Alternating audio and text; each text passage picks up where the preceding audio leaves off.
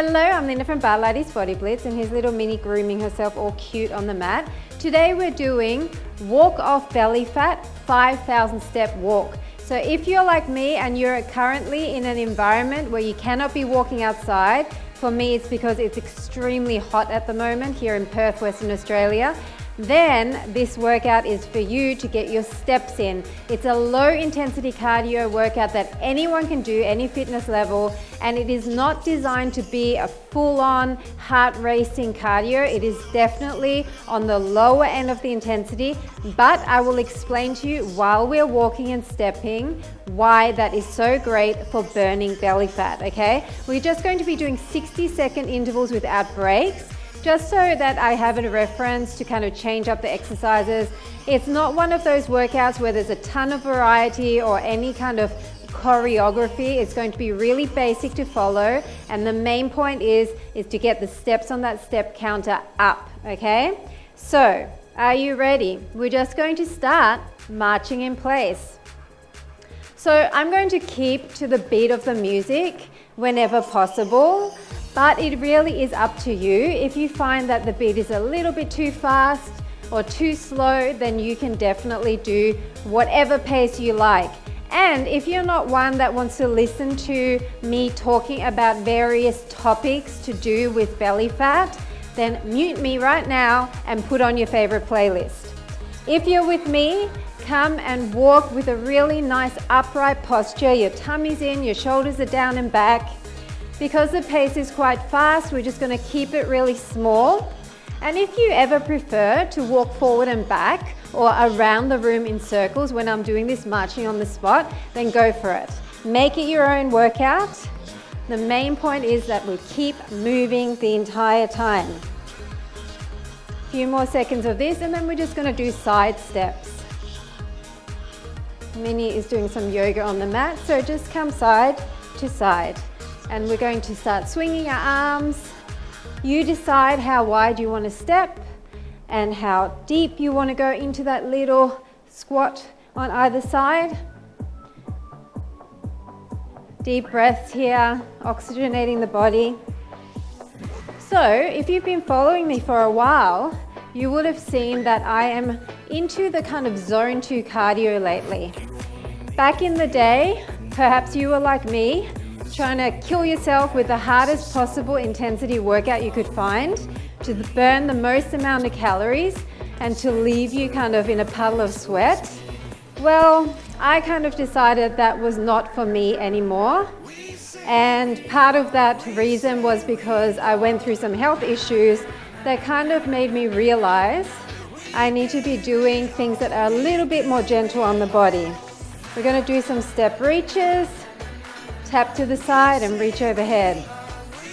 So I went on a journey to find an intensity of cardio that still gave me a good workout and made me feel accomplished at the end, but that wasn't leaving me totally breathless and fatigued for the rest of the day. And the reason why I landed on zone 2 cardio or even walking workouts like this is simply because it doesn't spike your cortisol levels as high. And I noticed a definite correlation between spiking cortisol and how I felt after a workout. So the more stressed I made my body with the exercise I was doing, the worse I felt after the workout. 3, 2, 1. Now cortisol, if you don't know about that, heel taps in front. It's the hormone that is partly, it's not its only function, but partly is the stress hormone. So whenever you're feeling stressed, something happens that kind of puts you into a stress mode or in a fight or flight mode, it means cortisol is high in your system. And that's not a bad thing in all circumstances, but if you lead an extremely stressful life and you don't get much downtime, then adding that extra stress with your workouts as well could just be the thing that's tipping you over the edge and making you unwell. So If you have a really cruisy life, then perhaps it's fine to keep doing those intense workouts.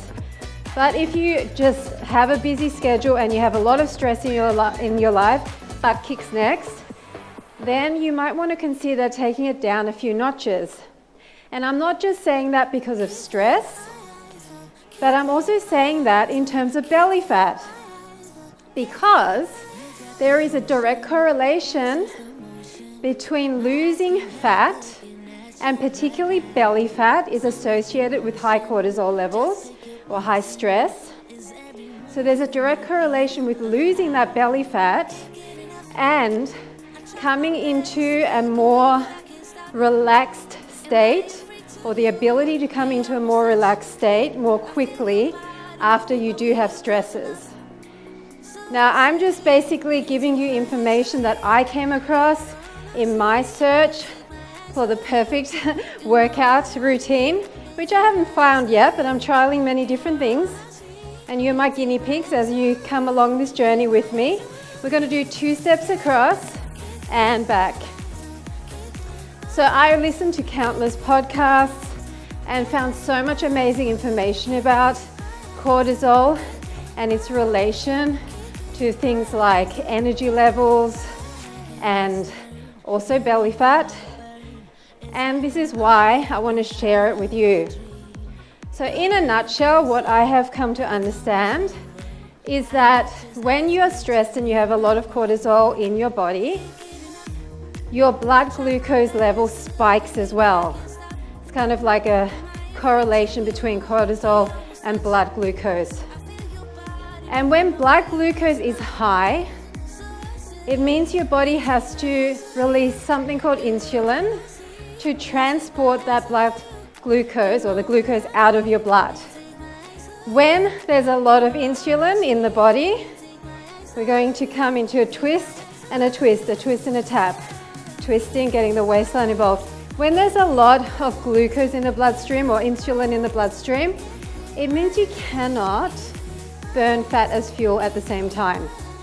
So that is why having extremely stressful workouts or an extremely stressful life for that matter actually stops you from burning fat as efficiently as if you were able to keep your life more stress-free, or at least do things to counteract stress.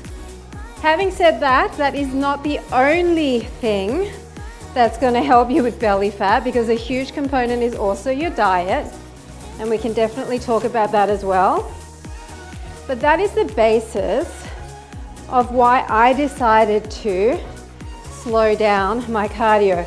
Well, not necessarily slow it down, come across and 2 steps with a palm push, 2 steps with a palm push, or in and out, in and out. So not necessarily slow it down, but lower the intensity. So really sink your weight into the heel and push across as if you're pushing something away from you. Keep going. The other thing is, lower intensity cardio is just more gentle on the body and more feel good. It hasn't got that dread factor. I don't know about you, but whenever I used to do really high intensity workouts, I used to dread them. I used to really have to psych myself up before I did them. Afterwards, I did feel accomplished, but it wasn't something that I definitely look forward to. Whereas these sort of workouts, let's go marching in place again. These sort of workouts that are still effective for fat burning, get your heart rate up a little bit, they are definitely more enjoyable in my opinion. You may love that really hard sweat session, and I do too every now and then, but in general, workouts like this don't have that dread factor for me. So maybe now as you're getting warmer, you want to pick up your knees a little bit more. Deep breaths here. Check yourself every now and then. Say a few sentences. You want to be able to talk without puffing. And so when you've got a workout that you enjoy doing, you're more likely to do it. And consistency is definitely important if you want to get results of any kind. 3, 2, 1. We're going to do the same thing but march out wider. So let's just change up our marches to make them a bit more interesting and to hit slightly different muscle groups. Whenever you have your legs wider and you're lifting your knees, you're kind of getting into a little bit of that oblique waistline area. And if this is too much for you, just gently walk in place. Or if you don't like the wide one, just walk in. Okay? There's no perfect here. You just keep moving. So yeah, consistency trumps intensity in my opinion. Because if you're consistent, not saying that you don't challenge yourself, you still need to challenge yourself, but if you are consistent over a longer period of time, you will eventually get the results. Of course, there are things to consider, like what type of exercise you're doing and what you're eating. Now let's go forward, forward, back, back. So angle it a little bit, back, back. So obviously, just walking is not going to change your body. It might make you a little bit smaller, but you're going to be the same smaller version of yourself. So if you want to change your actual shape, you're going to have to do some sort of strength conditioning. And that is not only good for you, obviously, because it changes your aesthetics, but it is good for you because it helps you keep muscle, which is one of the key factors for longevity. More and more scientists and biologists are finding now that if you have more muscle, you are more likely to live a longer and healthier life. Okay, we're going to go back on a diagonal, tap behind, diagonal, and little bend press arms. Slightly leaning forward with the upper body. Nice wide taps behind. So increasing your muscle is definitely beneficial in many ways, and it can also help make your body shape look leaner, more defined, all of those wonderful things. So you definitely need to combine your cardio with some strength training, whether it be body weight, bands, weights, you decide what you prefer. And of course it has to be challenging. Otherwise, without change, you'll remain the same. You've got to feel the burn to see the changes, right? 3, 2, 1. We're going to go forward, forward, back, tap, forward, forward, back, tap, forward, forward, back, tap. And if this is not for you, walk in place. Any of the intervals, just march in place if you don't like what I'm doing. Forward, back, tap. And variety is always great as well because it keeps your body guessing. You never want to be doing the same old routines over and over. You want to keep giving your body variety and shocking it into giving you results. Okay, maybe 1 month you work more on strength. Maybe another month you work more on mobility. Then another month you might try to increase cardio fitness. Just keep challenging yourself with what you're doing so that you never stagnate. 4, 3, 2, 1. Let's do a little heel lift in front, tapping your heel with your outstretched arm. You're kind of bending towards it, getting your waistline involved too. So going back to what I said about the relationship between cortisol, glucose, and belly fat, the thing is that what you eat will also determine whether you have a lot of insulin or glucose in your bloodstream. Glucose and insulin. So if you're eating foods that are high in sugar or carbohydrate, you will spike your blood glucose. And once again, insulin will be in your system to transport that out of your bloodstream, which means you can't be burning fat at the same time. So, how can you limit that blood sugar spike? Let's go behind now. So you're bringing your arm behind, tap your heel from behind. There are actually many ways that have now been proven to lower your blood sugar when you're eating. For example, there's this lady that I've talked about in some of my coffee talks called the Glucose Goddess, this French nutritionist. She talks all about this. And she says if you have a tablespoon of vinegar before a meal, it can lower the blood sugar spike significantly. The other thing she says is eating some vegetables as the first part of your meal, maybe having a little salad or something before you have your main meal. That also is known to make sure your blood sugar doesn't spike as high with the remainder of the meal. Walk in place. We're going to go out, out, in on the spot. Maybe sink lower.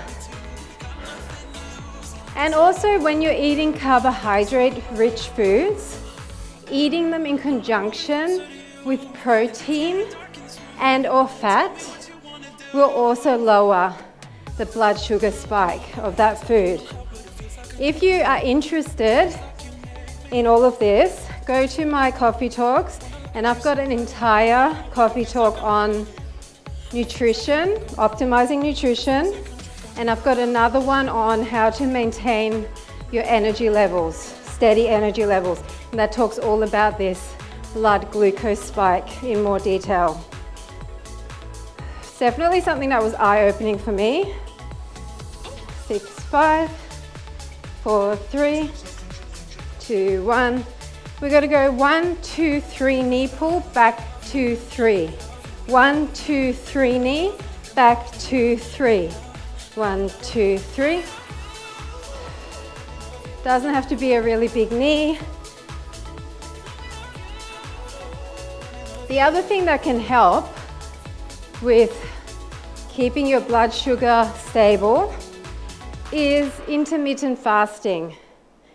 I've got another coffee talk that I did about that, and don't worry, it's not as scary as it sounds. It basically means you're restricting your food intake to a more narrow window than you might usually do. So it may be that you finish dinner and then you have a snack in front of the TV late at night. Well, it might just mean cutting out that snack or having it earlier, straight after dinner. Okay, side together, and then 4 of these heel pops. Side together, maybe arms wide, side together. 4 of these little heel taps in front. Maybe you're getting nice and low. If you want to spike the heart rate a little bit, this is the one to do it in. You just get low and wide, and use your arms. 3, 2, 1. Keep going. So everyone fasts anyway when they're asleep, right? That's why the morning meal is called breakfast, because you have been fasting while you're asleep. So many of us already fast for 8 hours and you don't even realize it. But if you want to do yourself a favor, stretch that little fasting window a little bit more. Okay, we're going to do 4 of these. 2, 3, 4, and then 4 in front. 2, 3, 4. 4 behind. Might just mean pushing your breakfast back an hour and bringing your dinner forward an hour. And then you already have 8 hours where you're not eating. And the reason that is good is because it gives your body a break and allows it to use up all of that carbohydrate you've been eating. And then once it does, it starts going into fat burning mode. It starts using fat as fuel instead of sugar as fuel. And once you train your body to do that, it's a lot better or a lot easier to lose that belly fat. 4, 3, 2, 1. Let's just go back to marching. Deep breaths. So have a look at my coffee talk on fasting to give you tips about that and how to ease into it. For women, a lot of it is to do with hormones. So it might be that you have a longer fasting window at certain times of the month and then don't fast at all at other times of the month. It just basically gives your whole system a break and allows it to not only just use up the glucose, but to repair. You know, when it's constantly digesting, your body can't be at its best because it doesn't have downtime to really get in there and repair things that need repairing. Deep breath. Keep going. Marching in place. Okay, we're going to do a grapevine, which is a step behind, step together, step behind, step together. Now make it a little bit bigger. Step behind, step together. Minnie decided she wanted a snack, so she's walked off. Hopefully she'll be back soon. Step behind, step together. So speaking of hormones, that is something that definitely plays a big role in storing belly fat, as I mentioned. And depending what age group you're in, hormones can change so much from year to year. So something that you may have done all the time in the past when you were younger to lose fat quickly may just not work anymore. Come into 2 on this side, 2 on this side, 2 knees, 2 knees. And it may be frustrating. You may be beating yourself up, thinking, why is it not working? It's always worked in the past. Maybe it was keto, low carb, high intensity HIIT training, and now you're doing it and it's not working. And in fact, perhaps you're even putting on more fat. And that is probably because your hormones are not happy with what you're doing. Guaranteed, if you have a busy lifestyle, as you get older, you need to find ways to counteract the stresses. Otherwise, you will definitely find it harder and harder to lose fat because of the reason that you're constantly spiking your cortisol, blood sugar, insulin, and all of that jazz. We're going to come back, forward, tap, back, step. So it's forward, tap, back, step. Just swing those arms. So don't beat yourself up. That's another big factor. You might compare yourself to someone who is roughly the same height, roughly the same weight, maybe has a similar lifestyle, and you can't lose the fat, but it's falling off them. And you just keep thinking, I need to knuckle down, I need to work harder, I need to eat less, I need to exercise more. But really, it simply is your hormone profile is not the same as theirs. So no matter how hard you try, you're probably going to end up ruining your hormone balance even more the more you stress your system. Okay, we're going to tap again, 2 up, 2 down. Speed it up a bit. So the best thing to do is to experiment on yourself, and that's what I did. I found when I was doing the high intensity workouts, it actually just wasn't working for me in many different ways. So instead of beating myself up, I tried lowering the intensity. Maybe you'll up the duration and lower the intensity. So overall, you're still doing just as many steps, just as many calories, but they are gentler on the body. And the other thing you might want to consider is other ways of counteracting stress in your life. So for me, I started meditating. And I don't mean hours and hours, I mean like 15 minutes a day to just help me get in a super relaxed state. Let's go up, up, and then side and side. So 2 center and then 1 out to the side each way. So for me, I started with all different types until I landed on the meditation I prefer now, which is called Yoga Nidra, or no, Yoga Nidra, I don't know how to pronounce it.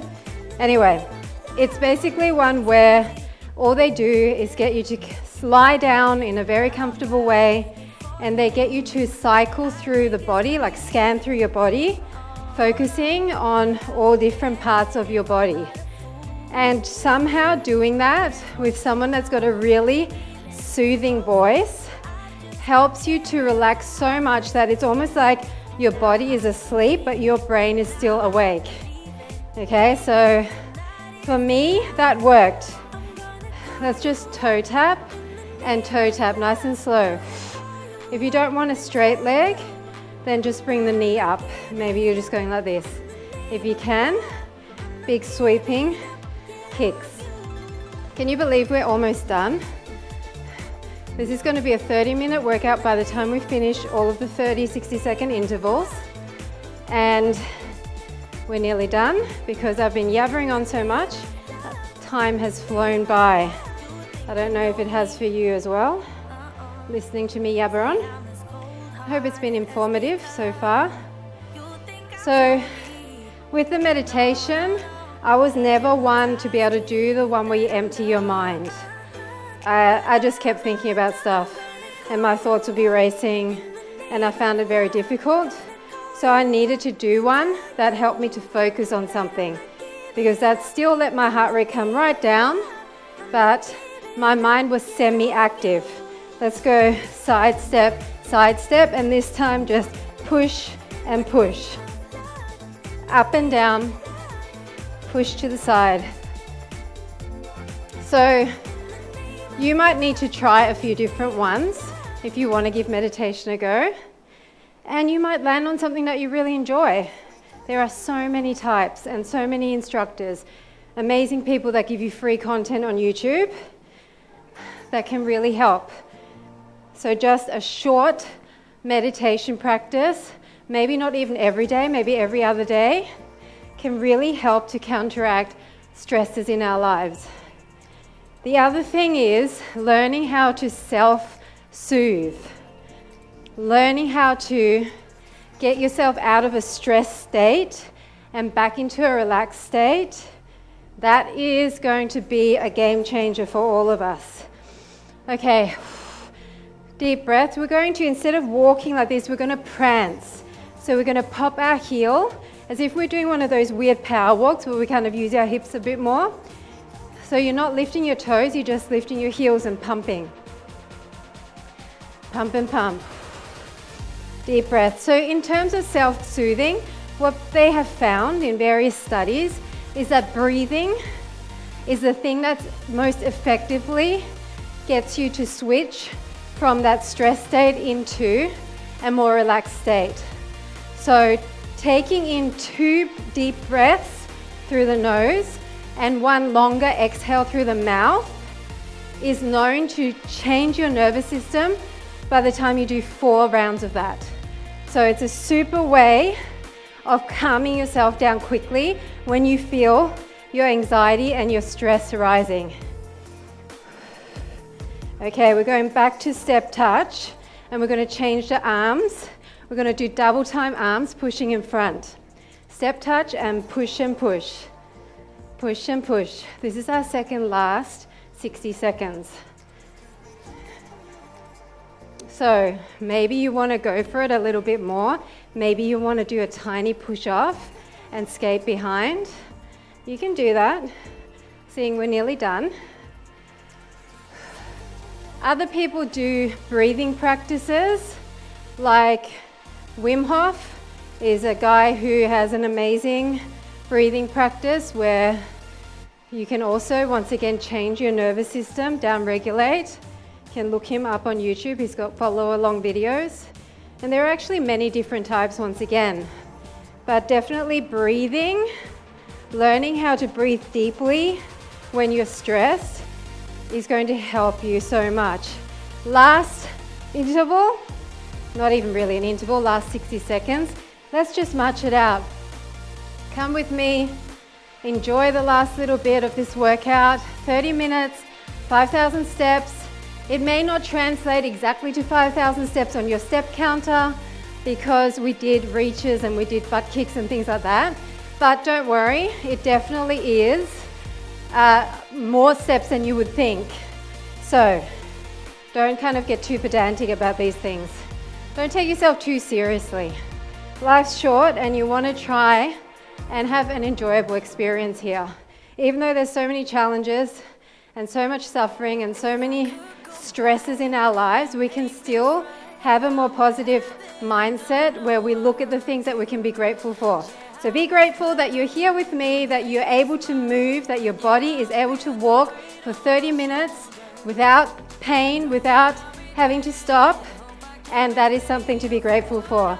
And we're done. So I hope you enjoyed it, a little bit different style than I usually do, low intensity, and it's a walk and talk. If you liked it, please make sure that you subscribe to my YouTube channel where I will be releasing more and more of these workouts. Thank you so much for joining me, and I'll see you very soon. Bye for now.